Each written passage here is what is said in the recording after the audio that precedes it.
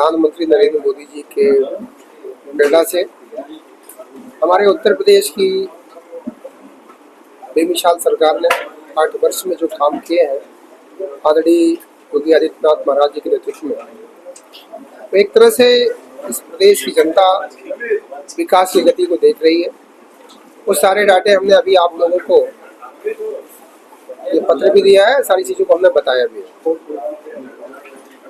जिले की अगर बात करें तो क्या प्रमुख ऐसे काम 8 साल में हुए हैं जिनको अपील का पत्र? देखिए, जिले में तो काम इतने हुए हैं कि अगर हम बताएंगे तो अभी तो आधा घंटा लग ही जाएगा। और मेडिकल कॉलेज, 4 लेन, ट्रामा सेंटर, इंडो इजराइल हमारे क्षेत्र में काम चल रहा है। रिंग रोड, बिजली के क्षेत्र में 450 करोड़ की लागत से सब स्टेशन शाहूपुरी में, 60 करोड़ की लागत से हमारे अमड़ा में बनने जा रहा है। तो बहुत सी चीजें अगर हम बताएंगे तो बहुत समय लगेगा। सूची हम दे देते हैं आप लोग देख लीजिए। आप विकास की बात कर रहे हैं कि विकास बहुत हुआ है। आप वही के क्षेत्र से पूर्व विधायक रहे मनोज सिंह डब्लू, वो लगा भी कल उन्होंने एक आरोप लगाया, वीडियो जारी किया था। उन्होंने 4 कार्यकाल 8 साल बेदखल। तो मैंने बताया, ये तो उनको दिखता नहीं है। थोड़ा देखें, अपने थोड़ा दिमाग का ऑपरेशन कराएं, इलाज कराएं। वो तो हमेशा ऐसे ही बोलते हैं। जनता उनके लोगों की चीजों को समझ चुकी है। अभी पार्लियामेंट में लोगों ने गुमराह किया, जनता समझ चुकी है। तो जनता जानती है कि वो बोलने के तरीके उनको बस आते हैं कि क्या बोलना है, कैसे बोलना है। वो सब चीजें बंद करें और सच्चाई को देखें और समझें। औरंगजेब की जय करना बंद कर दें, राणा सांगा की जय करें। विकास दिखता क्यों नहीं है? ऐसा क्या है? वो औरंगजेब का चश्मा पहने हुए, तो कहाँ से दिखाई देगा उनको? अखिलेश यादव जी का चश्मा पहने हैं, कहाँ से दिखाई देगा? अखिलेश जी औरंगजेब का चश्मा पहने तो कहाँ से दिखाई देगा? चश्मा को बदले, हिंदुस्तान का चश्मा पहने। अगर हिंदुस्तान का चश्मा पहनते तो उनको जरूर दिखाई देता जमीन चीजें। औरंगजेब और राणा सांगा की बात कर रहे हैं तो राणा सांगा का नाम लेकर के जिस तरीके की सपा सांसद ने बयान दिया है, उसके बाद गढ़ी सेना ने उनके घर पर हमला किया, इसको किस तरह से देखते हैं? देखिए, क्या है, महान पुरुषों के बारे में तमाम हमारे देश के महान पुरुष रहे हैं, किसी भी महान पुरुष के बारे में आपत्तिजनक बयान नहीं होने चाहिए। हर लोगों की भावनाएं जुड़ी है, उनको भावनाओं को समझना चाहिए। तो ऐसे जो सांसद लोग हो जाते हैं, ये क्षेत्र का दुर्भाग्य होता है कि उनको समाज के बारे में आकलन नहीं है, उनको महान पुरुषों के बारे में आकलन नहीं है। वो इस तरह का वक्तव्य देते रहते हैं। हम अपनी सरकार से चाहेंगे ऐसे लोगों को हॉस्पिटल में भेजा जाए, जो मेंटली हॉस्पिटल है, उनका इलाज कराया जाए।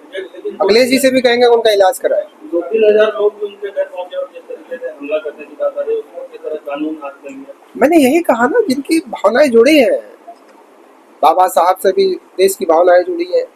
अब उनके बारे में कोई टिप्पणी कर देगा तो स्वाभाविक है कि बवाल हो जाएगा। सांगा जी है, इस देश के वीर पुरुष थे, उनका इतिहास में तमाम चीज़ें लिखी गई हैं, लेकिन पूर्व की सरकारों ने उनके इतिहास को दबाया, बाबर और औरंगजेब के इतिहास को अच्छा बताया। तो ये कहाँ का विषय अच्छा है? तो अगर इस चीज़ को कुछ लोग अगर कहते हैं और बोलते हैं तो ये दुर्भाग्य है कि ऐसे लोग सांसद और विधायक बन जाते हैं। ऐसे लोगों का इलाज जनता करेगी। आज एक महत्वपूर्ण सवाल और बन रहा है, सलमान खान ने भगवान श्री राम के और हनुमान जी की एक घड़ी पहनी, जिसके बाद ऑल इंडिया मुस्लिम जमात ने इसको कहा है कि ये शरीयत के कानून के हिसाब से हराम है। उसको लेकर के एक बवाल मचा हुआ है। सलमान खान अगर भगवान श्री राम और हनुमान जी की घड़ी पहनते हैं तो उसमें क्या होगा? देखिए, ये कुछ ऐसे लोग मानसिकता के, मैंने कहा आपको, जो औरंगजेब के मानसिकता के सोच के लोग हैं इस देश में अभी भी है, जो हमेशा समय समय पर बवाल करते हैं। सलमान खान उस तरह के नहीं है। सलमान खान एक अच्छे एक्टर हैं, अच्छे परिवार से हैं, वो भगवान राम के भी विषय में जानते हैं। या घड़ी पहनते हैं हनुमान जी की फोटो लगा के, तो ये तो अच्छा विषय है। इसमें बहुत हिंदू लोग भी मजार पे जाते हैं, तो इसका क्या मतलब है? वो गंदे हैं? नहीं, ऐसा नहीं। बहुत लोग अजमेर जाते हैं, चादर चढ़ाते हैं, वही प्रधानमंत्री जी ने चादर भेजा, तो ये कोई विषय तो होता नहीं। लेकिन कुछ ऐसे लोग हैं जो औरंगजेब के मानसिकता के लोग हैं, लोग जो बहन बेटियों की इज्जत पे खिलवाड़ किया, जिसने इस देश का अत्याचार के साथ अत्याचार किया, गरीबों के साथ अत्याचार किया, हर वर्ग के साथ अत्याचार किया। तो ऐसे हताताई के बारे में वो जय बोलते हैं, उसके बारे में अच्छा बोलते हैं, तो ये दुर्भाग्य है। ऐसे लोग सांसद विधायक बन जाते हैं। पूर्व एमएलए मनोज सिंह डब्लू ने कल एक वीडियो जारी किया था, उसमें यह कहा था कि वर्तमान के सरताजा विधायक लगभग 20 से 24 बार मुख्यमंत्री जी से मिल चुके हैं और यहाँ पे धानापुर को तहसील बनाने और साथ ही चोचकपुर पुल बनाने का वादा उन्होंने किया था, जो कि अभी अधूरा है। देखिए क्या है, वो उनकी योजना नहीं है। वो उन्होंने 5 साल में क्या किया वो बताएं और उसको डाटा दे दें। डाटा के साथ साथ वो डेट भी दे दें कि स्वीकृति कब हुई है।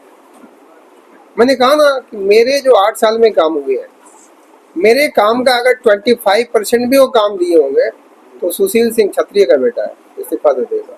उनकी तरह नहीं कि मेडिकल कॉलेज बनाएंगे, अपने घर में बनाएंगे, अपने पैसे से बनाएंगे। वो तो अपने नेताजी की मूर्ति गांव में लगा रहे थे, पता नहीं चला मूर्ति कहाँ चली गई और जमीन कहाँ चली गई। अब ऐसे लोगों की क्या बात मुझसे आप करते हैं? वो हमारे कार्यकर्ता हैं, वो जवाब देंगे वैसे लोगों का। सुशील सिंह उन ऐसे लोगों के बारे में जवाब देना आप उचित नहीं समझते। समाजवादी पार्टी ने एक स्लोगन जारी किया है, लूट, हत्या, बलात्कार जारी और सरकार में बैठे हत्या जारी। क्या कहेंगे? अब देखिए, आप मीडिया के लोग हैं, लूट कितनी हुई है 12 से 17 में, हत्या कितनी हुई है 12 से 17 में, किस तरह की हत्याएं हुई हैं, बहन बेटियां कितने सुरक्षित थे, अधिकारी कितने सुरक्षित थे, पुलिस विभाग के लोग कितने सुरक्षित थे, ये तो 12-17 में हम लोगों ने, आप लोगों ने देखा है। आज किसी कर्मचारी या किसी गरीब की घटना करके कोई देख ले। राजू पाल विधायक की हत्या हुई थी मुलायम सिंह जी की सरकार में, कृष्णानंद राय जी के विधायक की हत्या हुई थी मुलायम सिंह जी की सरकार में, और यही एक हत्या होती है उमेश पाल की, एक राजू पाल के गवाह की हत्या होती है। देख लीजिए क्या हुआ। इसके बाद भी अगर मुझे कुछ अश्विनी जी बताना हो तो ये तो बड़ा अजीब स्थिति है। तो बड़ा सवाल ये है कि अभी जो सभा सांसद में जो बयान था संजय जी को लेकर, उस पर चंदौली के सांसद खुद क्षत्रिय हैं, लेकिन उनका कोई बयान नहीं है और ना इस पर उन्होंने विरोध जताया। अभी तो शंका है कि वो क्या है, क्यों नहीं बोल रहे हैं, किस लिए नहीं बोल रहे हैं। अरे भाई, हम क्षत्रिय परिवार से हैं और हमें गर्व है कि हम क्षत्रिय परिवार में जन्म लिए। और अब अगर सांसद जी या कोई भी नहीं बोलता है तो ये दुर्भाग्य का विषय है कि वो पॉलिटिक्स खेल रहा है। पॉलिटिक्स नहीं होना चाहिए, महापुरुषों से पॉलिटिक्स नहीं होनी चाहिए, देश से पॉलिटिक्स नहीं होना चाहिए। तो महत्वपूर्ण क्या है जिस स्कूल में जन्म लिए क्षत्रिय की सांसद होना? अब ये तो वो जानते होंगे, वो बताएंगे, उनसे पूछिएगा, वो बताएंगे कि आपने ऐसा क्यों नहीं बोला। लेकिन हम तो समझते हैं कि हमने क्षत्रिय परिवार में जन्म लिया, ये मेरा सौभाग्य है, मुझे गर्व है। क्षत्रिय का मतलब होता है समाज की रक्षा करना, लोगों की रक्षा करना, और ये वही काम मैं कर रहा हूँ।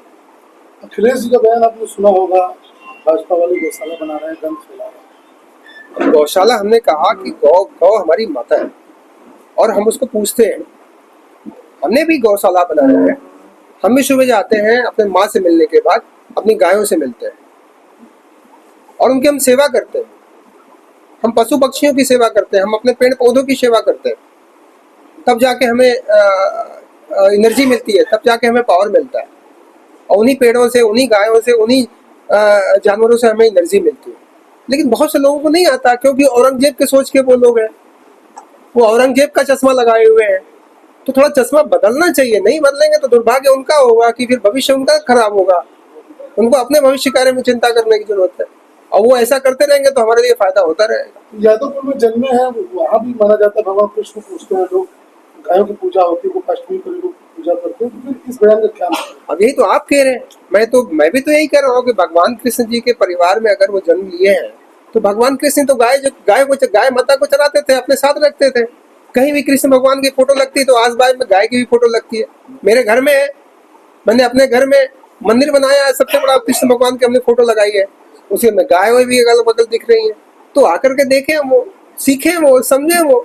लेकिन वो सीखने का काम ही नहीं करते हैं, वो सिर्फ वोट की राजनीति कर रहे हैं कि हमारा वोट कैसे सेट हो जाए। वो जो सांसद है जो बोल रहा है उसको तो बुलवाया जा रहा है, और फिर ये कहा जा रहा है कि दलित के परिवार में।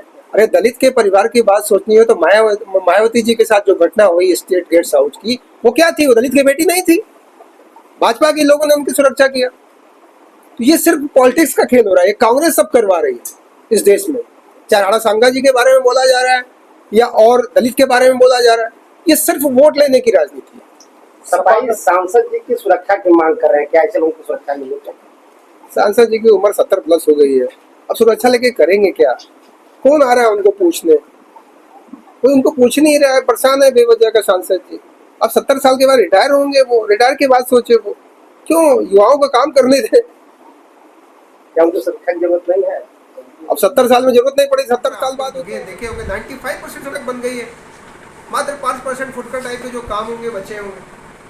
तो सड़कों पे अभी हमारे कौन माला है, भारत माला कितने करोड़ की लागत से बन रही है, ये विरोधियों को दिखाई नहीं देता है। रिंग रोड है, रिंग रोड से किसका फायदा होगा? जो बनारस कनेक्टिविटी के लिए हमारे रिंग रोड को आदरणीय प्रधानमंत्री जी का हमारे उसमें था, योजना में था, बनारस को 3 जगह पे हाईवे से कनेक्ट करके फिर हाईवे पे जाके मिलाना, बनारस शहर के बाहर बाजू चंदौली को भी सबसे बड़ा फायदा करना। अब वो विपक्षी को देखना चाहिए वो कितनी लागत से बन रहा है, जो हमारे चंदौली का पार्ट है। अब जिस जगह पे हमारी पुल आ रहे हैं, जिस जगह पे हमारा रिंग रोड बन रहा है, वहाँ की ज़मीन की वैल्यू क्या होगी, ये विपक्षियों को नहीं दिखता। विपक्षियों को इस पर आकलन करना चाहिए, देखना चाहिए। लेकिन वो चश्मा लगा रखे हैं औरंगजेब का, चश्मा लगा रखे हैं दाऊद इब्राहिम का, उनको दिखेगा कहाँ से? उनको चश्मा बदलने की ज़रूरत है, नहीं तो ऐसे दोनों लोगों के दिल लग जाएंगे। लोगों को सोचना चाहिए।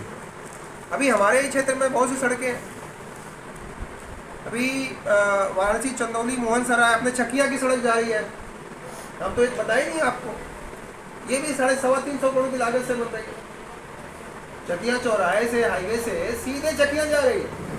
और आने वाले समय में एक चीज़ और बता दें, हमारे सांसद जी हो सकता है फिर कहे कि हम इसको कोशिश कर रहे हैं।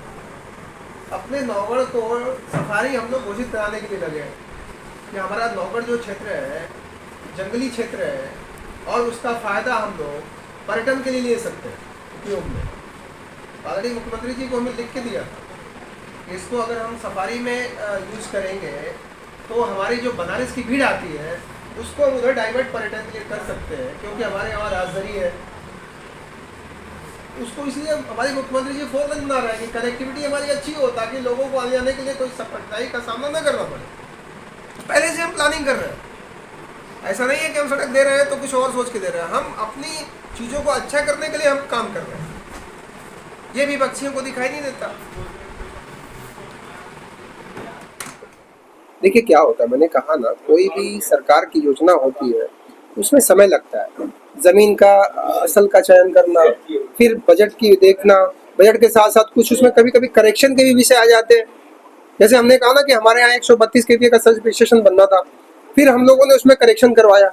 करेक्शन क्या करवाया कि हमारे यहाँ लिफ्ट कैनाल भी है, हमने सोचा कि दोनों हमारे यहाँ से ही कनेक्ट हो जाए। तो हम अगर आज बनवा लेंगे, कल हमको समस्या होगी, गाजीपुर से उनकी सप्लाई आएगी, तो हमने सोचा सप्लाई की समस्या खत्म हो जाए, हमारे क्षेत्र से ही बिजली सप्लाई जाए। तो हमने 220 का इससे वो सब स्टेशन बनवाने का प्लान कर लिया। हमारी सरकार ने उसकी पैसे स्वीकृति दे दी है। बजट अभी नहीं मिला है, बजट तब मिलेगा जब जमीन हस्तांतरण हो जाएगा, वो सरकारी प्रक्रिया है। तो इसी तरह स्टेडियम का भी है, टेंडर हो गया लग गया टेंडर, हमें लगता है 2-4 दिन में हो जाएगा, फिर काम आप देखिएगा, मैं ही शिलान्यास करूंगा, चिंता करने की जरूरत नहीं है। बाद में सांसद जी कहेंगे कि इसको भी हम ही ने किया है। आपकी विधानसभा में डैना से लेकर मनियारपुर तक अभी कच्ची मिट्टी की सड़क है।